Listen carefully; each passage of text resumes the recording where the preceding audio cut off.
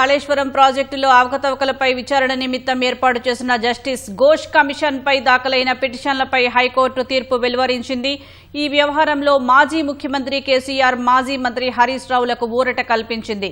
Justice PC Ghosh commission ఎలాంటి నిబంధనలు పాటించలేదని court పేర్కొంది. నివేదిక ఆధారంగా ఎలాంటి చర్యలు చేపట్టవద్దని ఆదేశించింది. బ్యారేజీల్లో అవకతవకలపై విచారణ నిమిత్తం జస్టిస్ పీసీ ఘోష్ కమిషన్ను నియమిస్తూ 2024 మార్చి 14న జారీ చేసిన జీవో 6ను సవాల్ చేస్తూ మాజీ సీఎం కేసీఆర్, మాజీ మంత్రి టి హరీష్ రావు, ఐఏఎస్ అధికారులు స్మితా సబర్వాల్, ఎస్కే జోషిలు వేర్వేరుగా దాఖలు చేసిన పిటిషన్లపై ప్రధాన న్యాయమూర్తి justice Aparesh Kumar Singh, justice GM మొహియుద్దీన్లతో కూడిన ధర్మాసనం సుదీర్ఘ విచారణ చేపట్టింది. నేడు తీర్పును వెలువరించింది.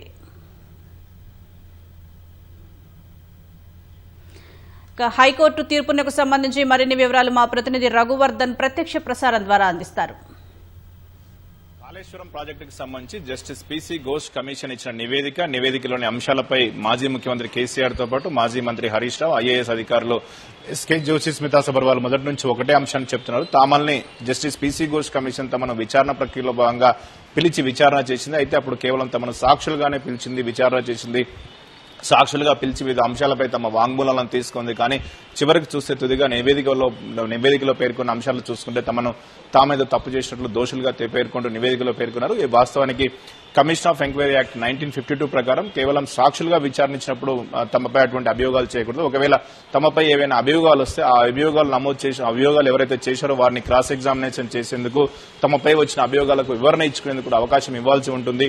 అందులో భాగంగా కమిషన్ ఆఫ్ ఎంక్వైరీ యాక్ట్ 1952లోని సెక్షన్ 8B, సెక్షన్ 8C ప్రకారం తమకు నోటీసులు ఇచ్చి మళ్లీ విచారణ పిలవాల్సి ఉంటుంది. నోటీసులు ఇచ్చి తమకు విచారణ పిలిస్తే తమపై వచ్చిన అభియోగాలకు సంబంధించి తాము వివరణ ఇవ్వడంతో పాటు తమపై ఎవరు అభియోగాలు చేశారో వారికి సంబంధించి తమ న్యాయవాదులు వారిని క్రాస్ ఎగ్జామినేషన్ చేసే అవకాశం కూడా ఉంటుంది. కానీ జస్టిస్ పీసీ ఘోష్ కమిషన్ ఈ నిబంధనలు పాటించలేదు. ఈ ప్రకారం తమకు నోటీసు ఇవ్వలేదు, తమకు ఎటువంటి సెక్షన్ పేర్కొనకుండా నోటీసులు ఇచ్చారు. అప్పుడు కేవలం తాము కమిషన్ ముందు సాక్షులుగానే హాజరై కమిషన్ అడిగిన ప్రశ్నకు తాము సమాధానాలు చెప్పి అందుకు సంబంధించిన సాక్ష్యాలు కూడా ఇచ్చాం తప్ప అభియోగాలకు సంబంధించి తమ వాదన వినేందుకు కానీ అభియోగాలు చేసిన వారిని క్రాస్ ఎగ్జామినేషన్ చేసేందుకు అవకాశం కూడా ఇవ్వలేదని కేసీఆర్ తో పాటు హరీష్ రావు, మాజీ సీఎస్ ఎస్కే జోషి, ఐఏఎస్ అధికారి స్మితా సబర్వాల్ హైకోర్టు ముందుంచారు. అదే అంశాన్ని హైకోర్టు కూడా ఇలా ప్రస్తావించింది. ప్రధానంగా కమిషన్ ఏర్పాటు చట్టబద్దమే. Justice PC Ghosh commission of enquiry act 1952 ప్రకారం కమిషన్ ఏర్పాటు చేయడం చట్టబద్దమే. కానీ వీరికి సంబంధించి వీరిపై చేసిన అభియోగాలకు సంబంధించి వారికి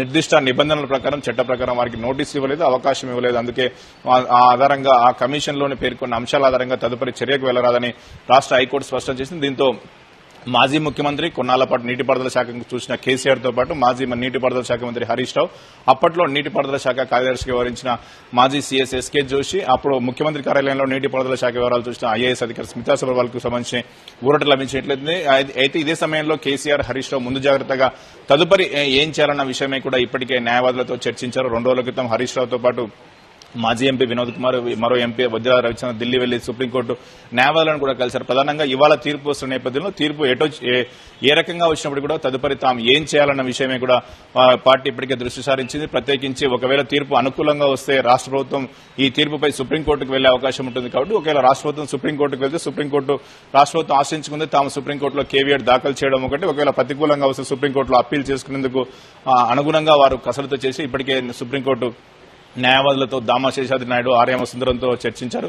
ఇందుకు సంబంధించి మొత్తంగా మొదటి నుంచి కూడా ఏదైతే క్రాస్ ఎగ్జామినేషన్ కి అవకాశం ఇవ్వకపోవడం, తమ అభియోగాలకు సంబంధించి తమ వాదనలు వినిపించడానికి కమిషన్ అవకాశం ఇవ్వకపోవడాన్ని హైకోర్టులో సవాల్ చేశారు. అందుకు అనుగుణంగానే హైకోర్టులో ఇవాళ తీర్పు వచ్చింది. తదుపరి హైకోర్టు తీర్పు వచ్చిన నేపథ్యంలో తదుపరి కార్యాచరణపై కూడా బీఆర్ఎస్ నేతలు, మాజీ ముఖ్యమంత్రి, మాజీ మంత్రి దృష్టి సారించారు. Over to studio.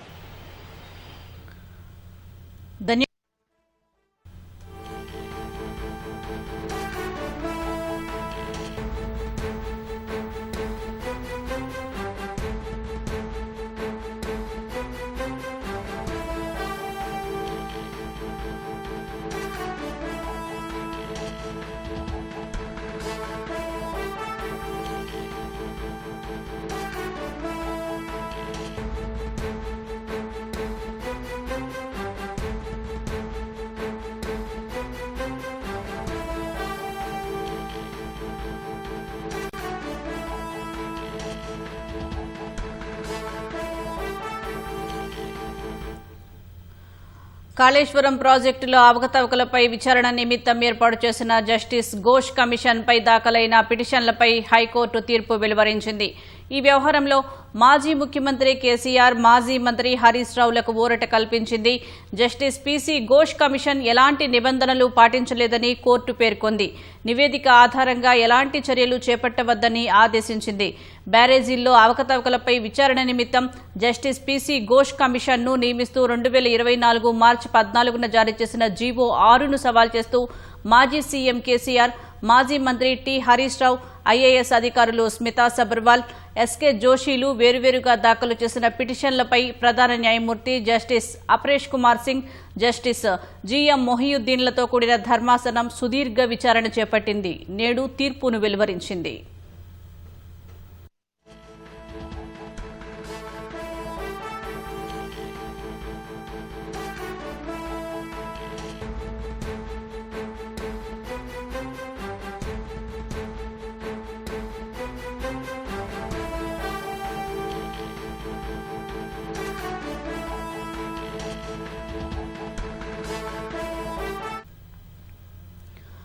కాళేశ్వరం ప్రాజెక్టులో అవకతవకలపై విచారణ నిమిత్తం ఏర్పాటు చేసిన జస్టిస్ ఘోష్ కమిషన్పై దాఖలైన పిటిషన్లపై హైకోర్టు తీర్పు వెలువరించింది. ఈ వ్యవహారంలో మాజీ ముఖ్యమంత్రి కేసీఆర్, మాజీ మంత్రి హరీష్ రావులకు ఊరట కల్పించింది. జస్టిస్ పీసీ ఘోష్ కమిషన్ ఎలాంటి నిబంధనలు పాటించలేదని కోర్టు పేర్కొంది. నివేదిక ఆధారంగా ఎలాంటి చర్యలు చేపట్టవద్దని ఆదేశించింది. బ్యారేజీల్లో అవకతవకలపై విచారణ నిమిత్తం జస్టిస్ పీసీ ఘోష్ కమిషన్ను నియమిస్తూ 2024 మార్చి 14న జారీ చేసిన జీవో 6ను సవాల్ చేస్తూ మాజీ సీఎం కేసీఆర్, మాజీ మంత్రి టి హరీష్ రావు, ఐఏఎస్ అధికారులు స్మితా సబర్వాల్, ఎస్కే జోషిలు వేరువేరుగా దాఖలు చేసిన పిటిషన్లపై ప్రధాన న్యాయమూర్తి justice Aparesh Kumar Singh, justice GM మొహియుద్దీన్లతో కూడిన ధర్మాసనం సుదీర్ఘ విచారణ చేపట్టింది. నేడు తీర్పును వెలువరించింది.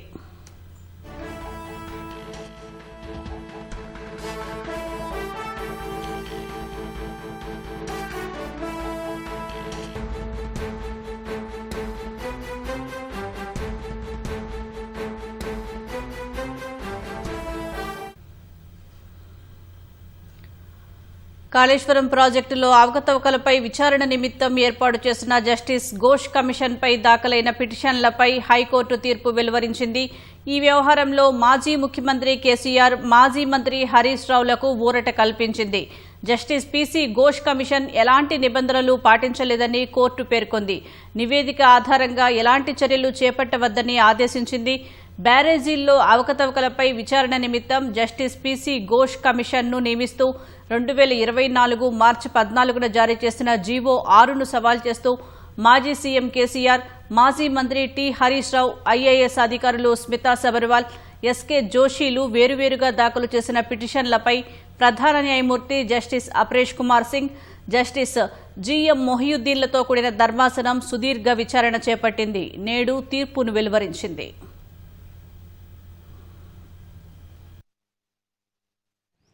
కోర్టు ఆర్డర్ ప్రకారం కాళేశ్వరం కమిషన్ రిపోర్టు చెత్తబుట్టలో వేయదగింది. యాజ్ ఫార్ యాజ్ కేసీఆర్ గారు, హరీష్ రావు గారు, మిగతా ఆఫీసర్ సంబంధించి, ఎందుకంటే కమిషన్ ఆఫ్ ఎంక్వైరీ ఒక ఫండమెంటల్ ప్లా చేసింది. ఎవరి మీద నేను యాక్షన్ తీసుకోమని ఏమైనా రిపోర్ట్ ఇచ్చినప్పుడు, వారికి రెప్యుటేషన్ కానీ వారి మీద అడ్వర్స్ రిపోర్ట్ ఇచ్చినప్పుడు basic principle is that the material which is there with the commission to have any prima facie findings against them must be put on notice to them. And their explanation must be called for, and they have also right to cross-examine the witnesses who has given statements against them, and also engage in a counsel. The fundamental principle which has been there in the section 8 of the Commission of Inquiry Act is not followed by Justice Ghosh Commission report. Therefore, the Commission report cannot be made basis for any action in the KCR garu, Harish Rao garu, or any of the officers. Can it partly allowed annaru dani artham enti? Partly allowed ante Harish Rao గారు, KCR గారు commission constitute చేయడం కూడా wrong, ఇది also unconstitutional challenge చేయడం జరిగింది. Of course దాని మీద ఏమైనా ఫైండింగ్ ఇచ్చినారంటే కమిషన్ ఏర్పాటు చేయడం ఇల్లీగల్ కాదు. The government has got power to constitute the commission, so the commission has been validly constituted అని రిపోర్ట్ ఇచ్చినారు. కోర్టు జడ్జిమెంట్ ఇచ్చింది. That's why it is said partly allowed. అంటే కమిషన్ ఎస్టాబ్లిష్ చేయడం అనేది valid అని ఇచ్చినారు. However the commission reports finding ఏవైతున్నాయో that cannot be a basis for any action against any officers including Shri KCR గారు, శ్రీ హరీష్ గారు. అంటే ఒక విషయంలో చెప్పాలంటే ఆ కమిషన్ యొక్క రిపోర్ట్ చెత్తబుట్టలో వేయదగింది అంతే. కమిషన్ అన్నది కంటిన్యూ అవుతుందా? కంటిన్యూ కాదు, కమిషన్ టర్మ్ అయిపోయింది. కమిషన్ రిపోర్ట్ ఇచ్చినట్టు it become functus officio. There is no more commission. అంటే మళ్ళీ విచారించేటువంటి అవకాశం లేదంట. సిబిఐ ఆ కమిషన్ బేసిస్ మీద ఏ ఎంక్వైరీ చేయరాదు. Once a court has given direction that no action be taken against the commission report, therefore the commission cannot be made basis for any action, including CBI. Violation of Section 8 of the Commission of Inquiry Act. That is a fundamental law. If you want to condemn any person, you must be hurt that person by putting the material against him to him, and also have a right to cross-examine the persons who has given statement against them, and also deal with the material against them. Commissioner has not given any such opportunity. Commissioner has not invoked Section 8. Therefore, they were called only to assist the commission to give information, not finding against any findings against them. Therefore, the commission report is fundamentally flawed, and therefore it's a violation of Article 21. It's a violation of Section 8 of the Act. Therefore, it's illegal report. Commission ఉండరాదు, అయిపోయింది. Commission is closed now, no more commission. వాళ్ళకి against నివేదిక రద్దు చేయమన్నారు. దీని అర్థం నివేదికను వారికి అగైన్స్ట్ రద్దు చేసినట్టే. Inoperative no action can be taken అంటే that is become useless as far as them is concerned. That's why they said చెత్తబుట్టలో పడేయాలి. చెప్పండి.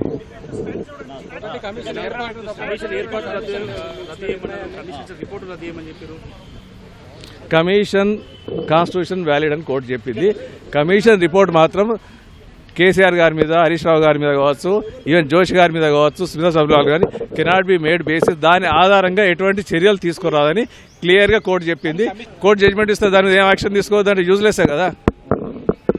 కమిషన్ రిపోర్ట్ యూజ్లెస్ కదా. మిగతా ఏమైనా టెక్నికల్ ఇష్యూస్ ఉంటే గవర్నమెంట్ చూసుకోండి. But as far as that cannot be made a basis for any inquiry, any investigation, any action. So CBI enquiry కూడా almost ఆ కమిషన్ బేస్ మీద చేసినారు కాబట్టి సిబిఐ ఆ కమిషన్ రిపోర్ట్ తీసుకుంటానికి వీలు లేదు. It cannot made a basis for any action against them.